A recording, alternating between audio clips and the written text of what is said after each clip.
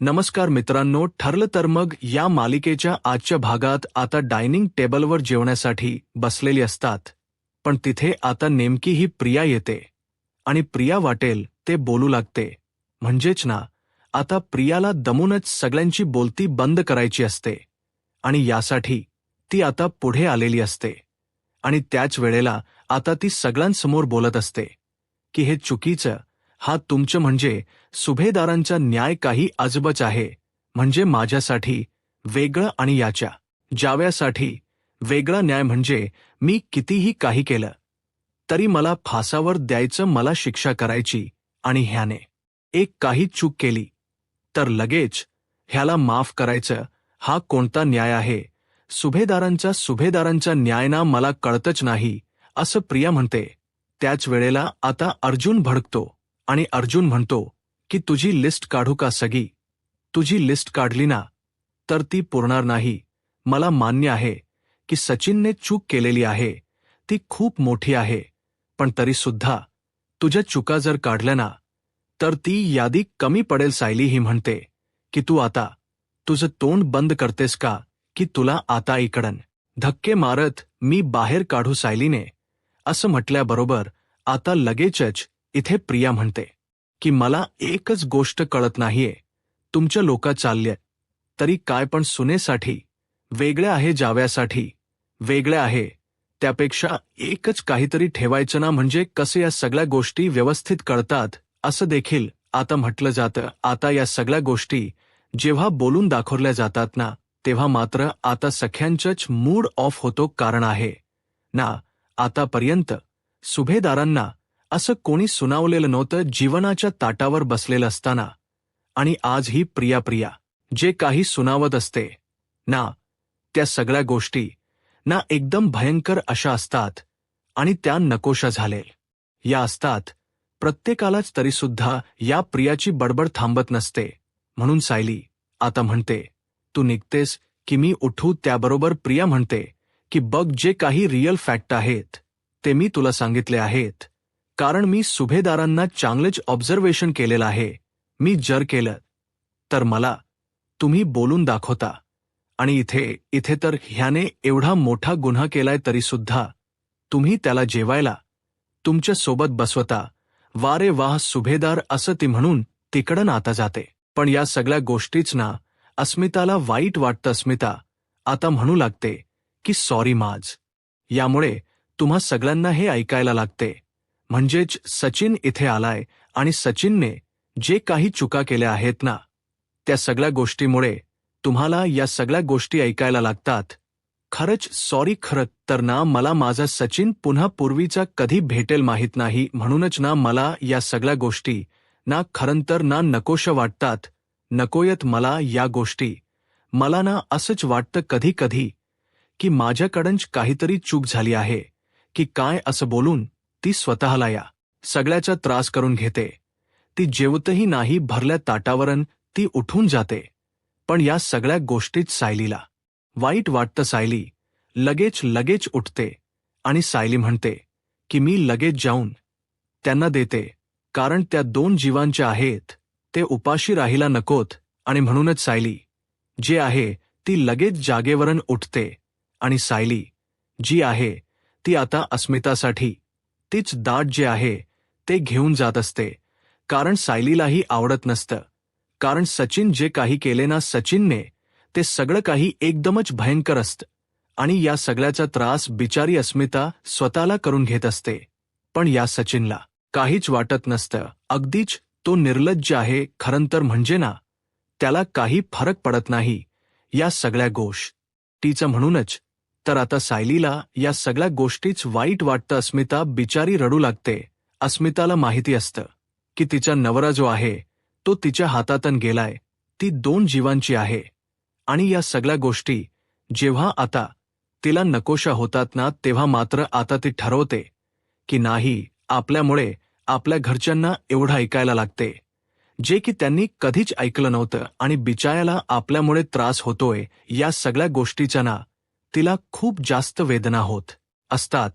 आणि म्हणूनच तर ती भरल्या ताटावरून उठून गेलेली असते. सचिनला ना याचा काहीच फरक पडत नसतो म्हणजे एखादा नवरा असला असताना तर त्याने ना अडवलं असतं की जाणाया बायकोला की नको असं सगळं करूस मी नाही करणार, हे पुन्हा प्लीज जीवनावर तरी राग काढू नकोस. पण हा सचिन काहीही बोलला नाही.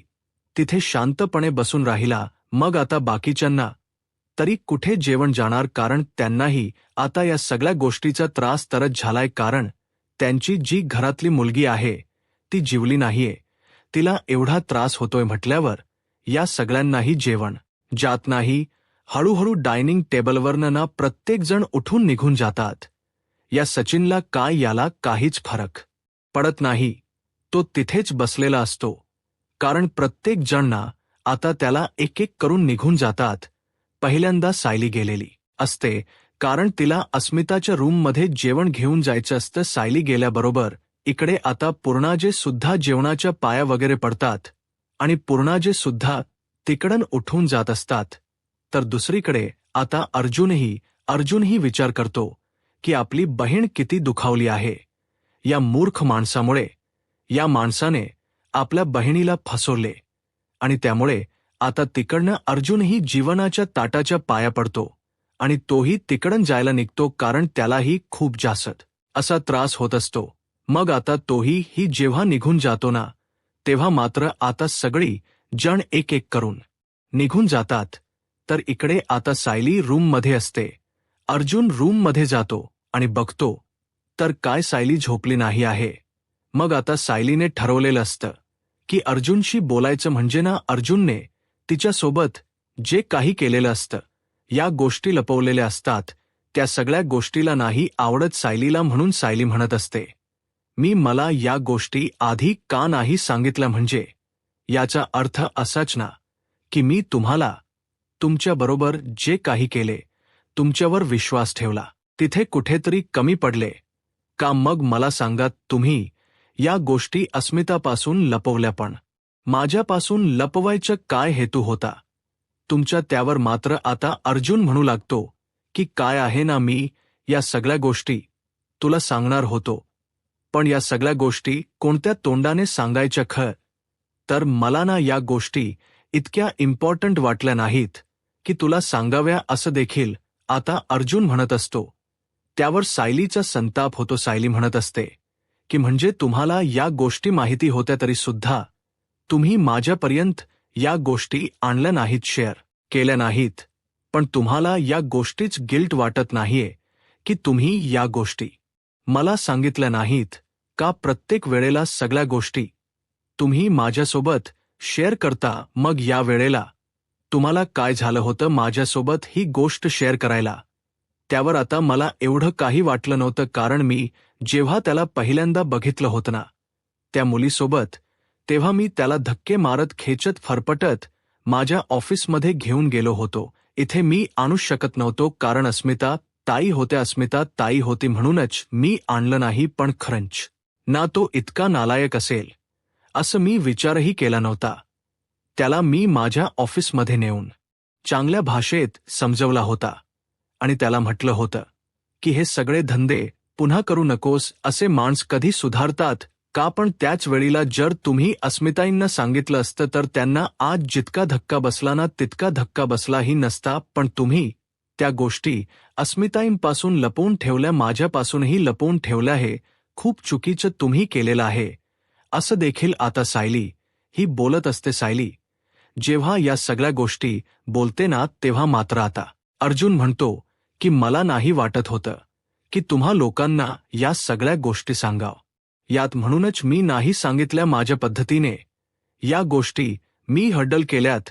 मला नाही वाटत की माझं यामध्ये काही चुकलेलं आहे, असं देखील आता तो म्हणू लागतो.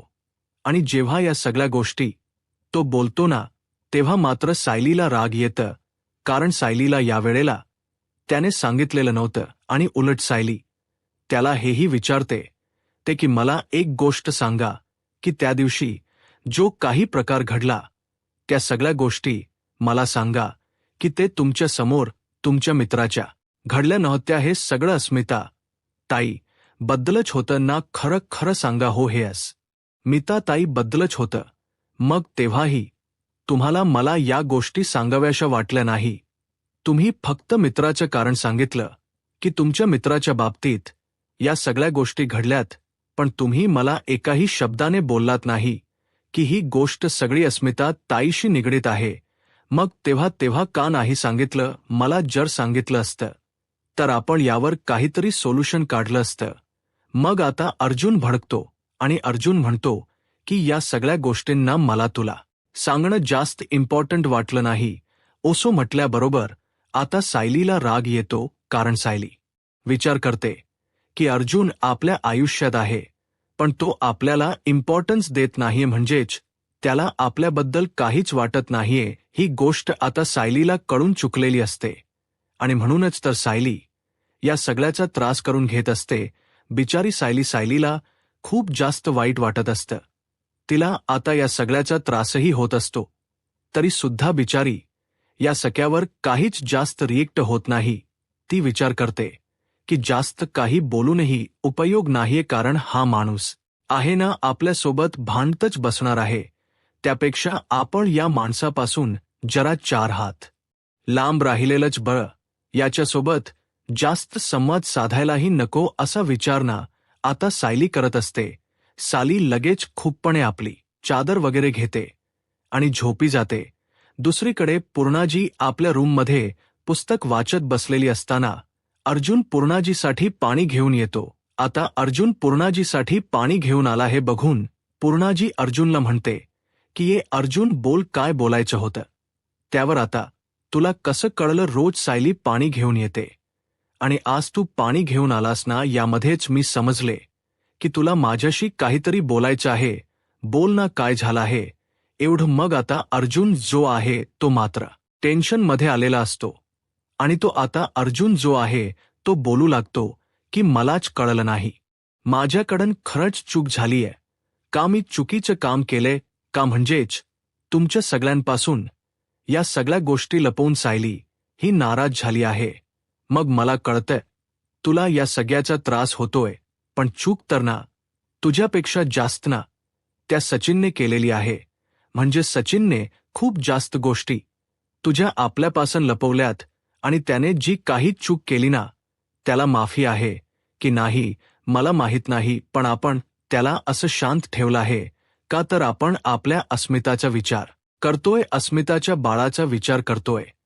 कारण जर आपण तसा विचार नाही केला तर अस्मिताचा जीव धोक्यात येऊ शकतो, कारण अस्मिताच बाळ आपल्यासाठी खूप जास्त गरजेचं आहे आणि आता तिची डिलिव्हरी ही जवळ आली आहे आणि त्यामुळे ना आपण जास्तीत जास्त काळजी अस्मिताची घ्यायला हवी.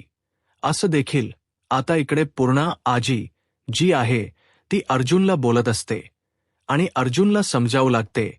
अर्जुनला जेव्हा पूर्णा समजावते तेव्हा अर्जुन खूप जास्त रडत असतो, कारण ना त्यालाही असं वाईट वाटत असतं ना सायलीशी तुझे काही बोलला तसं तो रागाच्या भरात बोलून गेला होता, पण सायलीच्या मनाला लागलं होतं आणि आता त्याच्याही मनाला वेदना होत होत्या की तो सायलीला काय बोलून गेलाय त्याचं. म्हणूनच तो आता त्याचं मन येऊन इथे पूर्णाजी समोर हलकं करत होता. पूर्णाची सुद्धा आता त्याची चूक दाखवत नसते.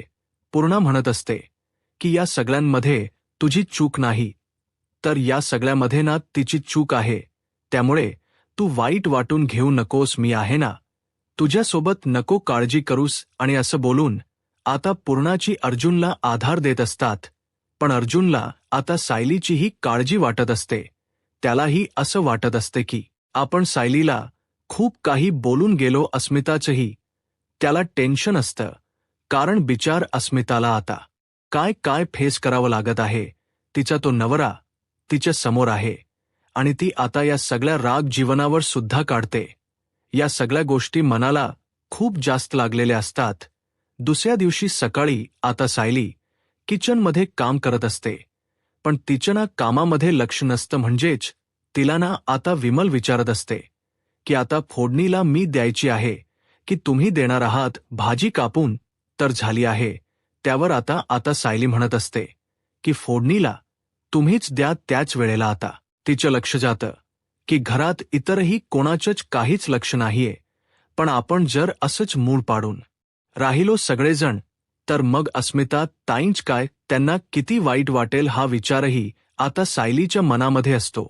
आणि म्हणूनच ना सायली आता विचार करते आणि मग ती ठरवते की नाही, या सगळ्या गोष्टींना आपण व्यवस्थितपणे घरच्यांशी बोलायच्या आणि घरच्यांना फ्री करायचं. आणि म्हणूनच सायली जी आहे ती आता सगळ्यांना सांगत असते की घ्या, तुमच्यासाठी कॉफी आणली आहे बाबा. तुम्ही आज योगासने नाही केली का? तुमची मॅट काढून ठेवली होती नाही, आज नाही केलं. मग आता सायली आज सांगू लागते की असं करायचं नाही, त्यावर बॉडीवर इम्पॅक्ट होतो ना. तुम्ही रोजच्या रोज तुमच्या एक्सरसाइज करत जा बरं, असं देखील आता सायली इथे प्रताप यांना सांगत असते. त्यानंतर आता सायली पूर्णाजी आणि कल्पनाकडे सुद्धा जाते.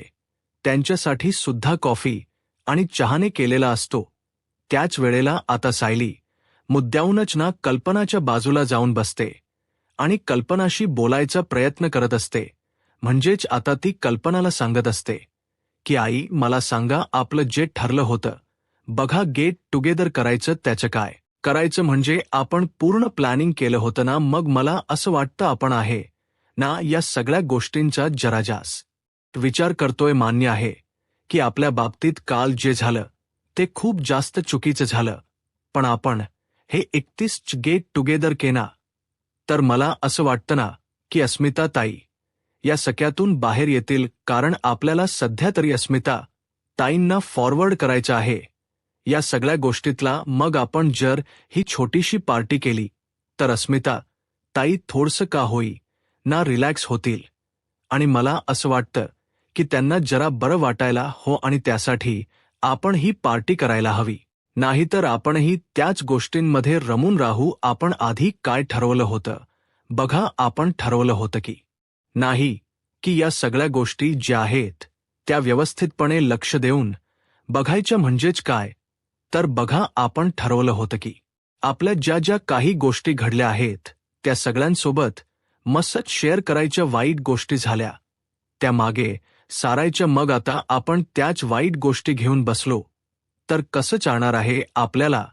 त्याही गोष्टी मागे सारल्या पाहिजेत. मान्य आहे की या सगळ्या चुका मागे टाकणं खूप जास्त विचित्र आहे, पण आपल्याला या सगळ्या गोष्टी कराव्या लागणार आहेत. काय म्हणताय, तुम्हाला पटतंय का माझं म्हणणं? म्हणजे अस्मिता ताई आता त्रासात आहेत, पण आपणही असंच तोंड पाडून राहिलो तर या सगळ्याचे परिणाम आपल्या बायावर सुद्धा येतील ना. मगच मीता ताईच्या बाळाने काल किती काय काय गोष्टी ऐकल्यात. मग जर आपलं हसू जर बाळाने ऐकलं तर तेही किती आनंदात राहील, तेही दुःखात नसेल ना. मग आपणही चांगला विचार करायला हवा, असं आता सायली समजवतच बोलत असते. आणि सायलीच्या त्या सगळ्या गोष्टींना कल्पनाला आता पटू लागतात. आणि त्यासोबत पूर्णाजीला सुद्धा कल्पना आता म्हणत असते की तू बोलतेस ते अगदी बरोबर आहे, म्हणजे कुठेतरी माझं चुकले वाटतं. आपण आहे ना खरंच विचार करायला राहिला हवा अस्मिताच्या बाळाचा आणि अस्मिताचा सुद्धा. म्हणजे मला ना एवढंच वाटतं की अस्मिताच्या चेहऱ्यावर कधीच स्माईल येईल. म्हणजे अस्मिताच्या चेहऱ्यावर स्माईल आली ना की मला बरं वाटेल. प्रताप यांनाही आता हे म्हणणं पडतं. प्रतापही पुढे सरसावतात आणि म्हणत असतात की सायली, तू बोलतेस ते बरोबर आहे, आपण आहे ना असं तोंड पाडून बसलं ना तर या सगळ्याचे परिणाम ना जास्त करून अस्मितावर होतील. आणि आपल्याला अस्मिताला नेहमीच खुश ठेवायचे आहे आणि यासाठी आपल्याला एकदम आनंदी राहायचे. म्हणूनच मी तुम्हाला सांगते की आपण आहे ना सगळीजण एकत्र मिळून हे करूया. मग आता सायलीचं म्हणणं कल्पना पूर्णाची या सगळ्यांना पटलेलं असतं आणि त्यामुळे आता ते सगळेजण जे आहेत ना ते आता या सगळ्यासाठी तयार होतात. मग आता कल्पना ठरवू लागते की आपण नेमकं काय काय करायचं आहे, म्हणजेच आपल्याला नेमक्या काय काय गोष्टी करायच्या आहेत. या सगळ्याच प्लॅनिंग आता ही लोक करत असतात, साईड ही करत असते. आणि हे सगळं ना अर्जुन वरून पाहत असतो. अर्जुन जेव्हा वरून या सगळ्या गोष्टी पाहत असतो तेव्हा त्याला आनंद होत असतो.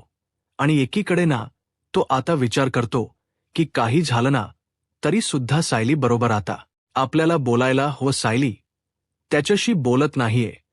या गोष्टी आता त्याला कळून चुकलेल्या असतात आणि त्यासाठी ना तो थोडासा का होईना नाराज असतो, म्हणूनच तो आता सायलीशी बोलण्यासाठी म्हणून पुढे सरसावतो, कारण त्याला आता सायलीशी बोलणं सुद्धा तितकंच गरजेचं वाटत असतं.